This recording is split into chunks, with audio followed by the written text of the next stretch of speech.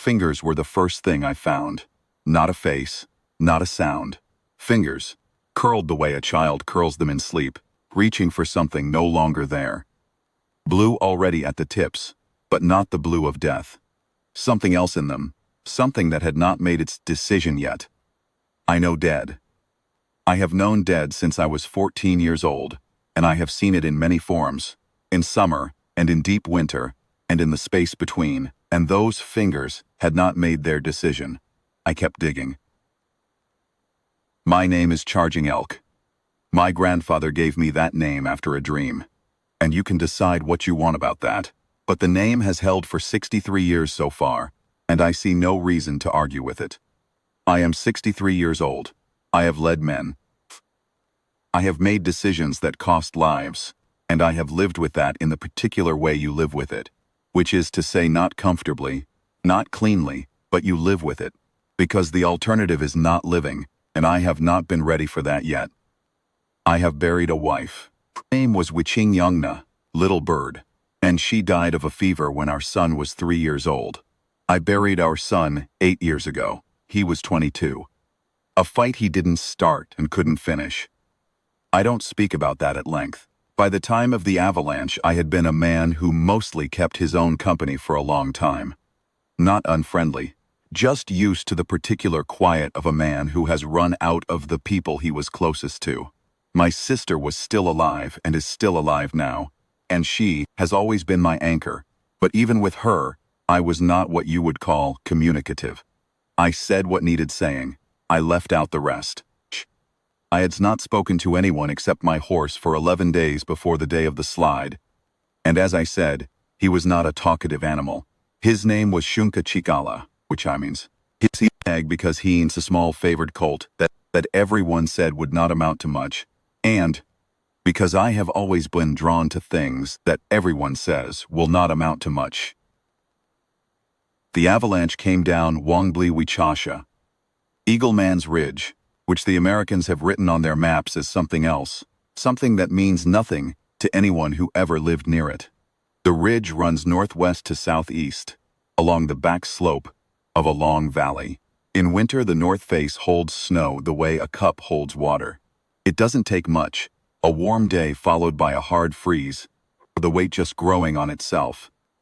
Inch by inch, until one more inch is the inch it couldn't hold. I had been riding the north approach of that ridge for 2 days looking for 2 young men from my band. Brothers, Ta Ska, and his younger brother Chung Tonka, who had gone out scouting and had not come back. I was not yet worried about their absence. They were capable men. And I knew the older woman Illa camped who he had his valleys over that he visited when he thought no one was keeping track. I was keeping track as I always did, but not in a way that required me to say so out loud. I was mostly providing myself an excuse to be alone for a few days, which I did not need to look hard for, but which I preferred to have. The sky, on the second day, had the particular color it gets before it has decided something. Not white, not gray. Something between them that is its own color, and has no name in any language I know, though it should. Everything had gone quiet, in the way things go quiet when the weather is thinking. Came around the north shoulder of the ridge, just as the light was starting to flatten toward afternoon, and I smelled it before I saw it. The cold, mineral smell of turned rock and fresh split timber, and under that something sweeter and wrong. I have smelled avalanche debris before. I recognized what had happened without seeing it yet. The whole south face of the upper ridge had let go. The slide had come down in a long tongue, maybe 150 yards wide at its widest, and spread out into the valley below. Fresh snow on top was already starting to set in the cold. In a few hours it would be hard as concrete. In a day it would be like digging through packed river gravel. I almost rode past. I want to be honest about that. I almost kept going. I had 2 men to find, the light was going. And my experience with avalanches is that there is rarely anything living left to find after one of any size. I pulled up and sat there looking at it for a moment, and Small Dog stood there with his ears forward, both of them, and blew hard through his nose. He does that when something interests him. He was interested in the debris field, I have trusted that animal longer than I have trusted most people. I gave him his head, and he walked forward, and stopped about 20 yards in, right at the edge of where the deep pack started, and stood there blowing. That was when I saw the fingers. She was maybe 4 feet under. Not straight down. The slide had carried her sideways and packed her in against a deadfall, a big old pine that had been down for years and was partly buried itself. And the deadfall had taken the brunt of it and kept her from being crushed the way she would have been in open ground. She was in a pocket, essentially. Small, cold and dark, but a pocket. I dug with my hands first because the pack around her was not solid yet, recent enough that it had some give. But my hands alone were not going to do it fast enough. I got the short-handled axe from my pack and used that to break through the crusted top layer. Then my hands again when I got down to where I could feel her. You learn, when you dig for a living thing, the difference in your hands between impacted snow and something else. There is a give to a body that nothing else has. I found her shoulder, and then her back, and then her whole shape under my hands, and I dug around her carefully, the way you excavate something you do not want to damage. She came out limp and white as birch bark, hair matted with ice and packed snow in every fold of her clothing. I turned her onto her back and looked at her face, and I thought for one bad moment I had been wrong about what her fingers meant. Then she coughed.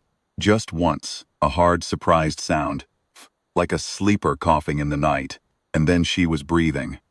Thin and ragged but continuous. I sat back on my heels in the snow and let out a breath. I built a fire. My uncle taught me to build a fire in wet conditions beginning when I was 9 years old. He did not consider this an optional skill. He made me practice in rain, in sleet, in deep cold and wind until I could do it without thinking, without looking for ideal materials, without wanting conditions that were not the conditions I had. That man saved my life more than once through what he taught me, and he was not alive to know that. Which is the kind of thing that sits with you. I built it against the deadfall, using the log as a windbreak, packed snow in a low wall around 3 sides to hold the heat in. I used birch bark. I peeled from a snag nearby and dry tinder I always keep in, an oilskin in my pack and small dead twigs off the sheltered underside of a pine. I had flame in about 4 minutes. I got her close to it and took off her outer layers, soaked through and frozen at the edges, and wrapped her in the oilskin blanket I carry for exactly this kind of situation. Then I sat and watched her breathe and let the fire do what fire does. She did not wake up for a long time. The light died down and the stars came out, hard and clear the way they get in deep cold. Small Dog stood a few yards off with his back to the wind, asleep on his feet or near enough to it. The fire snapped and I added wood when it needed it, and I watched her breathe, and I thought, on and off, about my 2 young men, about whether they had found shelter, about whether I would need to go back out for them in the morning. I thought about other things too, the way the mind wanders in the night, when you have too much quiet around it. I thought about my son. I usually did, at night. There had been a wagon. I found the remains of it later, the next morning, what the slide had left of it, maybe 200 yards north, and half buried. A man's boot sticking up out of the pack, just the one, angled the way a boot angles when there is still a foot in it. I did not dig there. I knew what I would find, and I did not need to find it, a busted wheel. Some canned goods that had survived, which I thought was a strange thing, for the world to decide mattered. A Bible swollen with absorbed melt to almost twice its size. The cover split along the spine. She had people with her. Father, I would learn later. Brother, 18 years old, she said. Though he had seemed older, she said, in the way of boys who have to work hard young. A hired man, whose name was Gus, who had been with the family since before she could remember, and who she described with a particular matter of fact. Of course, someone's describing a thing they have not yet fully arrived at. The slide had not asked about any of that. She woke up around the time the darkness went from deep black to merely dark, which is how I think of the hour before dawn, when I am awake to see it. She opened her eyes and looked at the fire and then at me. She was still, very still. Not the stillness of shock, but the other kind, deliberate, measuring, taking in information before deciding anything. I said, in English, "You are warm, you are alive." That was the English I was confident of. I have more English than that, but I wanted to be accurate. And those two things were accurate. She looked at me for a long time. Then she looked at the snow around us. Then she turned her head slowly and looked toward the slide she could see the edge of in the firelight. That broken white landscape, the unevenness of it, the way it looked like the earth had gotten careless. I watched her understand it. Watched her face go through every room of it. It took about 30 seconds. At the end of it, her jaw set, and she looked back at the fire, and her eyes were dry. I have seen men take 3 days to get to where she got in 30 seconds. I have seen men who never get there. There is no judgment in that. Grief does what it does, and it does not follow a schedule. But I noticed it. She said, her voice barely a voice. "Is there anyone else?" I said. "No." She closed her eyes. I let her keep them closed. I have learned not to fill silences that need to stay silent. After a while she said, "How long have I been here?" I said, "Since yesterday afternoon." She was quiet again. The fire cracked. Then she said, "You dug me out." I said, "Yes." She said, "Thank you." I said, "You are welcome." That was the conversation we had that first night. I have had longer ones that contained less. Her name was Ruth. Ruth Halverson. Her people were Norwegian 3 generations back, which meant nothing to me, and which she seemed to expect to mean nothing to me. So we were in agreement there. Father had moved the family west from Minnesota the previous summer, following a story he had heard about valley land that was available. The kind of story men follow west. Some of them end well. This one had not. She was 28 years old. She had been 20 yards ahead of the wagon, walking, because the grade was steep, and the wagon was heavy, and she had been worried about the teams on the ice. She had heard it coming, but there was nowhere to go. She said she remembered thinking, very clearly, that she was going to die. Then she did not remember anything until she woke up, and I was across the fire from her. She told me this about 2 days later. In the same matter-of-fact way she had looked at the slide, not as though it didn't hurt, as though she had already looked at it and put it where it needed to go and was now reporting what was there. I did not tell her about the boot in the snow. She did not ask for details, and I respected that. We rode double on Small Dog because there was no other way. Her horse was under the mountain. I had one horse and a long cold ride south, and she could not walk it in her condition. Her in front of me. I didn't trust her balance yet, and she was still not steady, and my arms were around her because that was where my arms had to be to hold the reins. She kept her back straight. She did not lean against me. She was making a point of being as little trouble as possible, told me something about her, and also about what she thought her situation was. She smelled like pine sap and wood smoke and cold air, and the particular clean smell that comes off a person who has been through something and come out the other side of it. I was aware of her in that ride in a way that surprised me, not in any urgent way, just aware, as though something that had been dormant for a long time had moved slightly toward a sound. I had not been aware of a woman in that particular way since Little Bird. I noted it and did not do anything with it. I am 63 years old, and I have on occasion managed not to do things with every feeling I have had. My village was 3 hours south. I did not have a plan beyond getting her there.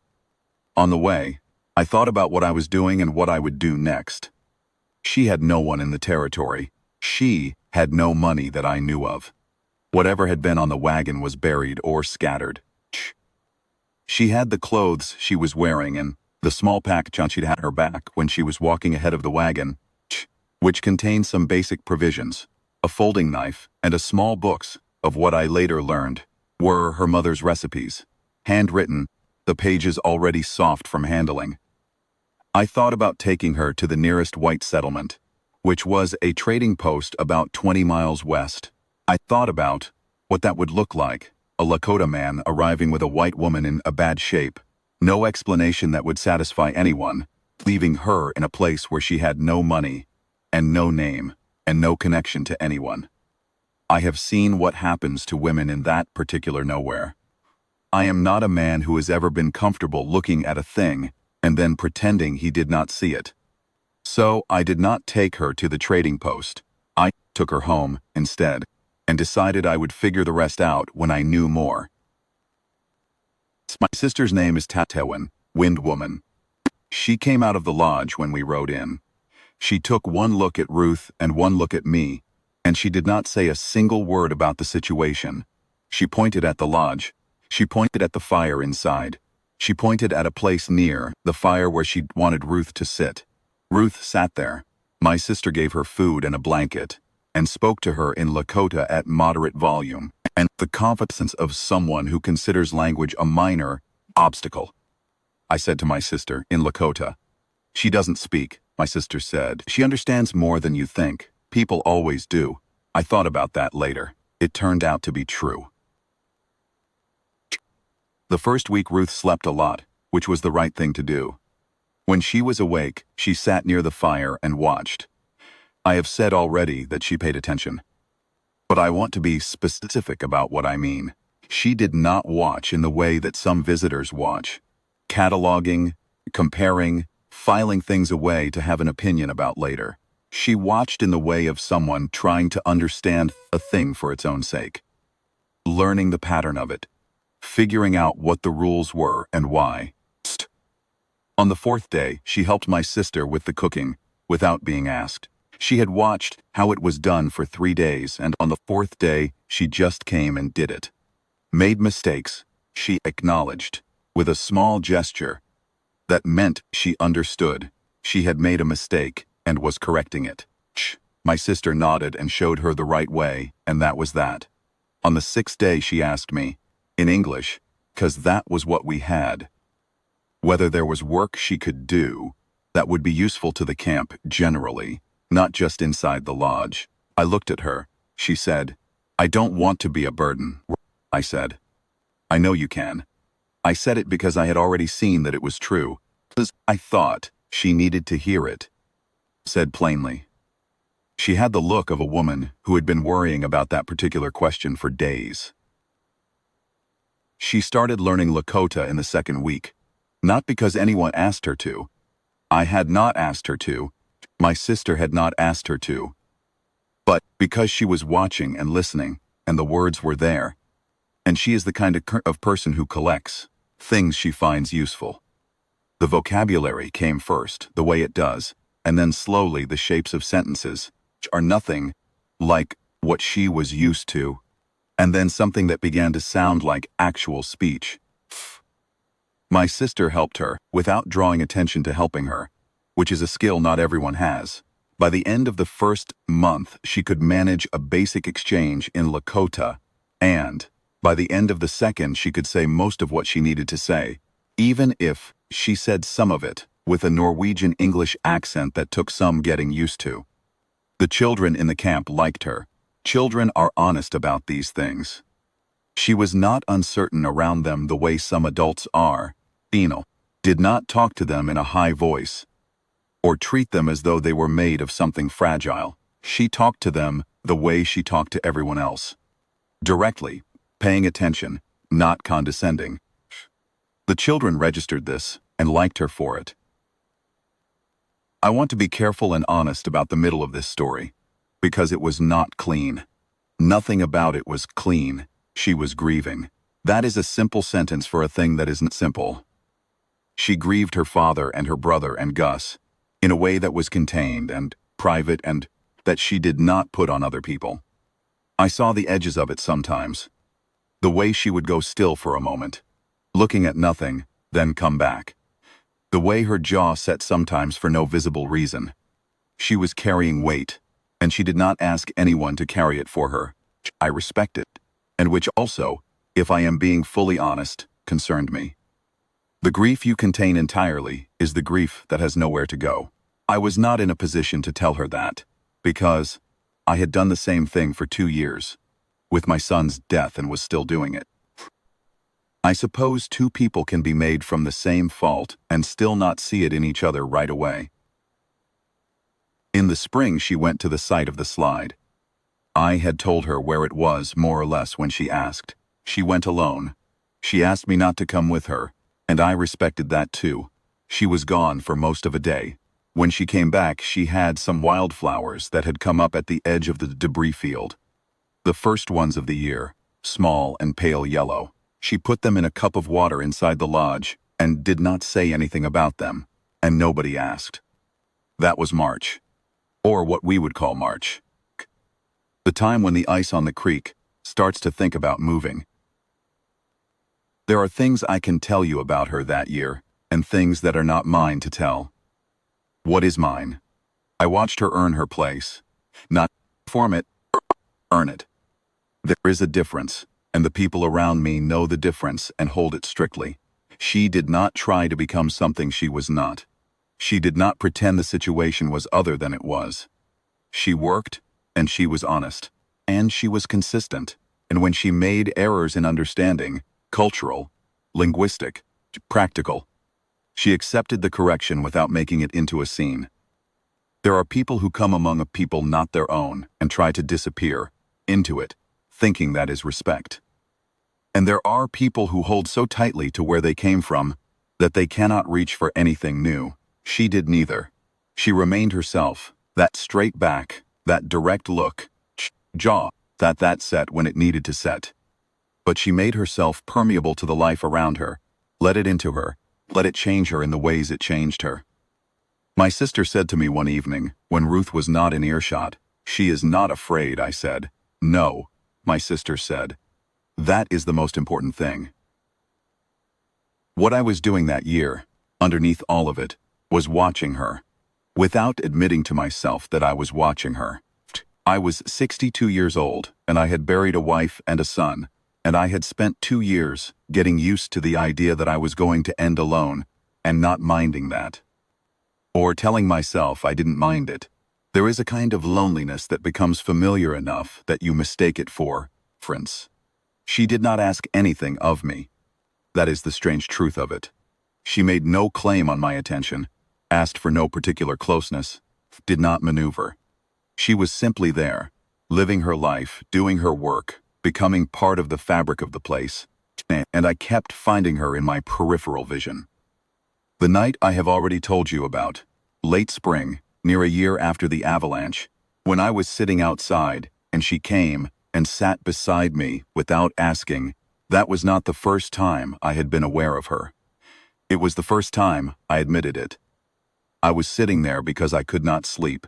2 years since my son, and some sights, it still sits on your chest in the middle of the night, and there is nothing to do about it except breathe through it and wait for it to lift. I had been sitting there for probably an hour. The fire had burned down to coals. She came out of the lodge. I don't know what woke her. She came and stood a moment, and then sat down beside me and tucked her knees to her chest the way she does. She does. This, a habit of hers in the cold. And she looked at the coals. I did not ask her why she was there. She did not explain. After a while she said, not looking at me, "Is it your son?" I did not answer right away. I thought about what I wanted to say. I said, "Yes." She was quiet a while longer. Then she said, "I think about them every day." "Is that how it is for you?" I said. "Yes, that is how it is." She nodded. She seemed satisfied with that. Or not satisfied. That is the wrong word. She seemed to find it accurate, and accurate was what she wanted. Her shoulder was against mine. I don't know when that happened. The cold had come up, and we had drifted toward each other the way things drift in cold, and neither of us moved away from it. We sat there until the sky started to lighten in the east, and then she went inside, and I stayed a while longer. I did not sleep that night, but I was less heavy than I had been. I am going to skip over the middle part of that summer, because that part is ours, and not for this, except to say, that nothing happened quickly, and nothing was taken for granted, and every step was taken on solid ground before the next one was tried. I am an old man, and I have lived long enough to know that things worth having are worth the trouble of going slowly. She asked me once, sometime in that summer, whether I had wanted to be alone the night she came and sat beside me. I thought about it honestly, I said. I thought I did. I was wrong. She looked at me for a long moment. Then she said, I'm glad you were wrong. We married in the way of my people, in the autumn of that year. I won't describe the ceremony in detail, because it is not for this telling. What I will tell you is what I saw. She stood in front of my village, and she did not look uncertain. That is the thing I want to say. This woman who had come out of a mountain, who had lost everything she came west with, who had spent a year learning a new language and a new life, and doing it without complaint and without pretense. She stood there with her back straight and her chin up, and she looked like a woman who had decided something a long time ago and was finally finishing the sentence. My sister cried. My sister will deny this if you ask her. I saw it. The elder who presided said to me afterward, in Lakota, in the dry way he has, she is better than you deserve, I said. I am aware of that. He found this satisfactory. I am 63 years old now. That is where this story ends, roughly here, in the present. Ruth is inside. I can hear her talking to our daughter, who is 4 years old, and does not yet understand that she is any kind of unusual, which is as it should be, speaks to her in that mixture she's developed over years. Half English, half Lakota. And when she runs out of words in one, she pulls from the other without pausing, which our daughter finds completely unremarkable.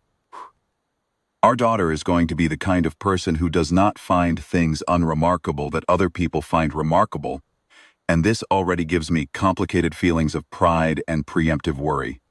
My sister is 3 lodges away. She is still not admitting she cried at the wedding. We are all at peace with this. 2 young men, Maka Ska and his younger brother, found their way back that same winter, 2 days after the avalanche. The elder one did in fact have a woman in the next valley. He married her the following year. I told him I was glad he was alive, and I did not say the rest of it, and the rest of it was understood. Small Dog is still alive. He is 22 years old, which is old for a horse, and he has earned the right to stand in his shelter and eat hay and be unreasonable about whether he doesn't like, and I respect that. Think about those fingers sometimes. The first thing I found of her, blue at the tips, not dead, not decided. I think about what it cost her to survive that mountain, and what it cost her to survive the year after it, and what it cost her to build a life from nothing in a place she did not know, among people she was not born to. I have lived my whole life among my own people, and I have found it hard enough. I do not take lightly what she did. I think about the 30 seconds when she understood what the slide had taken, how her jaw set, how she did not fall apart.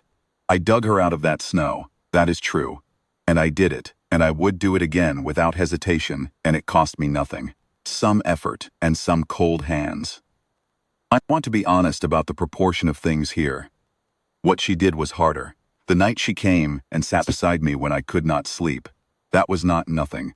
That was not a small thing. I was buried too. Those 2 years after my son, I had just done it to myself differently, in a way that was harder to see, upright and walking round and functional looking, and froze inside in ways I had stopped trying to measure. She came and put her shoulder against mine and said, "Is it your son?" And I said yes. And she said, "I think about them every day. Is that how it is for you?" She asked me if that is how it is for me. Nobody had asked me how it was for me in 2 years. A question like that, asked plainly by someone who is not asking out of politeness, but because they actually want the answer, who will hold the answer carefully if you give it. A question like that is a kind of digging too. I want you to understand that. She found something in me that had been under a lot of cold, hard weight, and she did not ask it to hurry, and she did not ask it to be something other than what it was. I dug her out of the mountain. She returned the favor. I have thought about the word for what we are to each other, she and I. I have thought about it in Lakota, and in the English I know, and in the spaces, between languages where some things live that don't have words in either. The closest I can get is this. We are the reason each other is still here. Not in the simple sense of survival, though that is part of it. In the larger sense. The sense of being still present in your own life, still arriving into your own days, still interested in what is going to happen next. I am 63 years old, and I am interested in what is going to happen next. That is a thing I would not have said with honesty 2 years before she came out of that mountain. Now I say it without even thinking about it, the way you say a thing that is simply true. I want to go back to a thing I said earlier and say it properly, because I said it quickly and it deserves more. The year between the avalanche and the wedding. That year is where the real story is. The rescue is a thing that happened in an afternoon. A man does what a man does. He digs, he builds a fire, he acts. That part is simple. What is not simple is what comes after, cheap.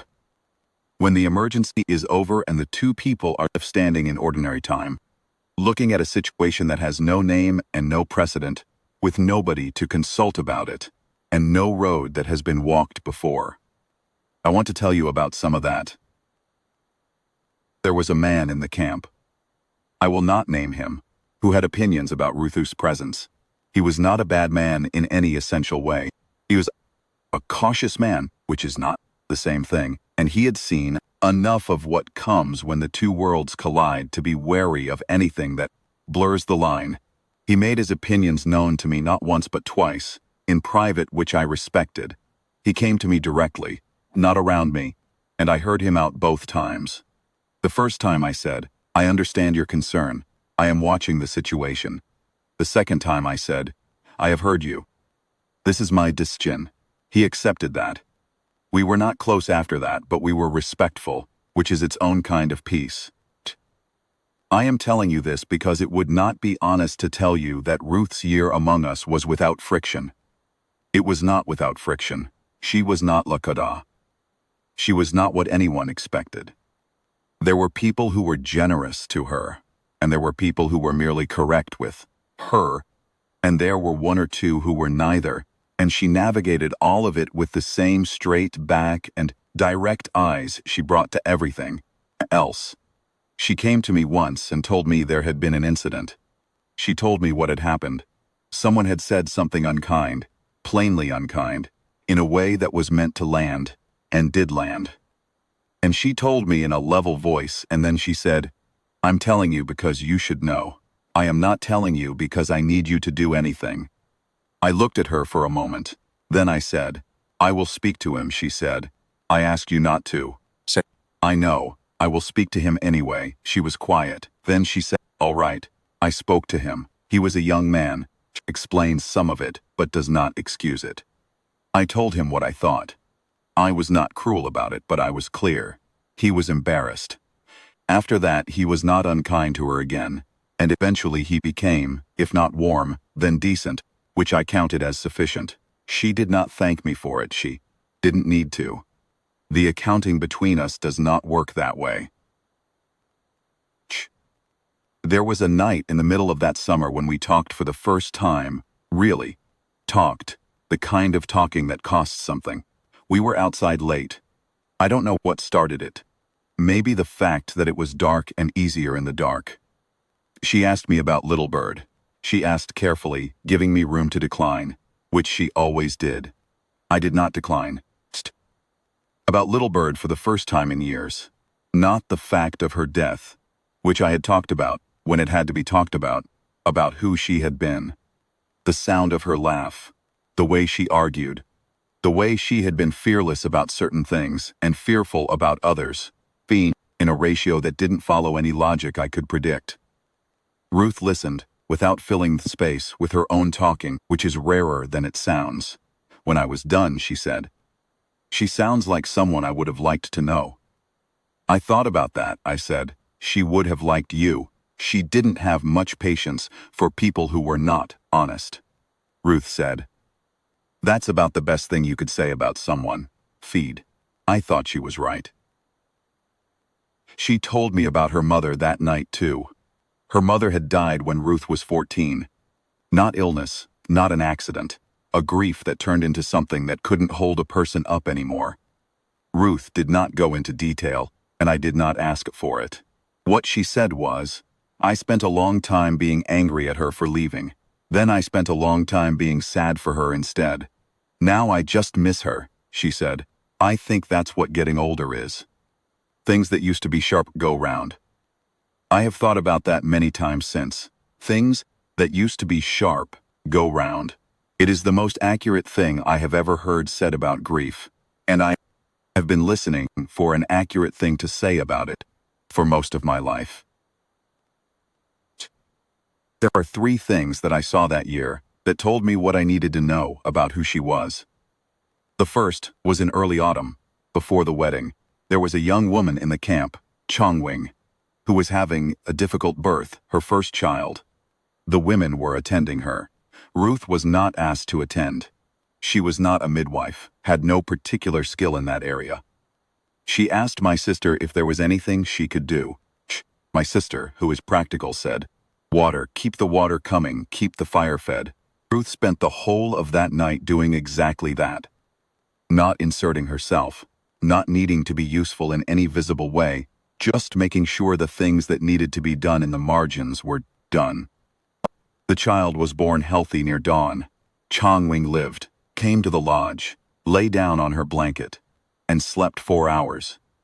And when she woke up, she never mentioned it. The second thing, a horse had come up lame in late spring, a good mare, and there was some disagreement about whether she was going to recover. Had grown up around horses. She asked if she could look. She looked carefully, quietly, spent probably 20 minutes with the mare, speaking to her the whole time in a low voice. She came and found me and said, I think it's the left front. There's heat there that shouldn't be there. I think she's been compensating, and it's pulled something in the shoulder. Rest and cold water and give her time. We tried that. The mare recovered. After that, the men in the camp who kept horses consulted her when something was wrong.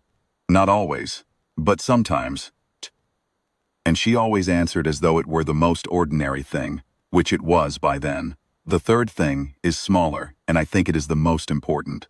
There was a child, maybe 6 years old, a boy named Chongtonka Chikala, Little Big Heart, who had a habit of following Ruth around at a distance and watching her. He was a shy child, watchful, the kind who takes a long time to trust. One afternoon I was crossing the camp and I saw Ruth, sitting on a log doing nothing in particular. She had a moment of nothing to do, which was rare. And the boy had come and sat beside her, a foot away, and was also sitting doing nothing in particular. Neither of them was talking. They were just sitting in the same space, sharing it, the way people sit together who don't need to perform anything for each other. I watched that for a moment, and then I went on my way, but I have kept that picture in me. 2 people on a log, doing nothing, and the boy had chosen to be there. You cannot fake that. Children know. The winter after the wedding was the first quiet winter I had had in years. I want to be precise about what I mean. The quiet was different. Before, the quiet had been the quiet of a man who had cleared away most of what filled a life, and was left in the emptiness of that. After, the quiet was the quiet that comes when everything that is supposed to be present is present. I am not a man who is easily given to contentment. I distrust it a little. It makes you careless, and carelessness costs things. But there is a thing below contentment, steadier and less perishable, which I can only describe as rightness. A sense that the shape of things is correct. I had not felt it in a long time, and I was, if I am honest, surprised to feel it at all. Ruth was awake early, always, earlier than me, which is saying something. The fire was already fed, and she was sitting with her cup of something hot, looking at whatever the morning looked like that day, and when I came to sit beside her, she did not feel the need to speak, and neither did I. We just looked at the same morning together. I have decided that is its own form of language. looking at the same thing at the same time, next to each other, neither of you needing to say what you see because you are both seeing it. My daughter's name, our daughter's name, is Wakhong Wingyang, sacred woman. It is a name with weight, and I am aware that she will have to grow into it or find her own relationship with it. She has Ruth's stubbornness and my stubbornness, which means she has a great deal of stubbornness, and she is 4 years old, and she uses it constantly. I find this mostly unreasonable and privately wonderful. Ruth is teaching her the recipe book, the one that survived the avalanche. Her mother's recipes, handwritten, the pages soft with years of use. Our daughter cannot read yet, but Ruth reads it to her, shows her the letters, shows what a tablespoon looks like, and what a pound of flour feels like in your hands. The book is a thing that came out of that mountain, with Ruth, one of the 3 or 4 things she had on her back. She has kept it carefully. She is passing it on.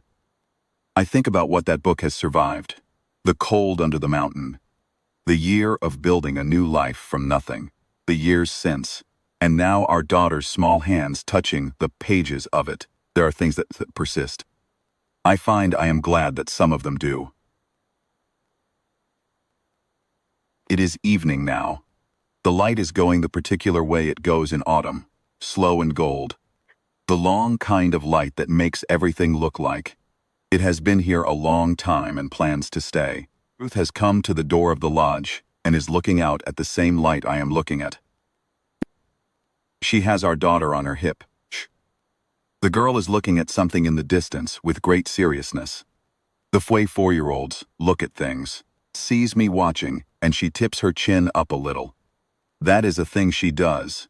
That small gesture, that acknowledgement. I have been learning to read her the way you learn to read country you travel in every day. The small signals. What is said in the tilt of a head, tip my chin back at her. She goes inside. The light goes on going gold. I take one more look at the ridge to the north, the way I always do. Out of habit. The old lookout habit of a man who has spent his whole life knowing that what is coming usually comes from somewhere you are already watching. Nothing there tonight but the ridge and the sky above it and the first star. Just visible, low and sharp. I take that as a good sign and go inside to my family.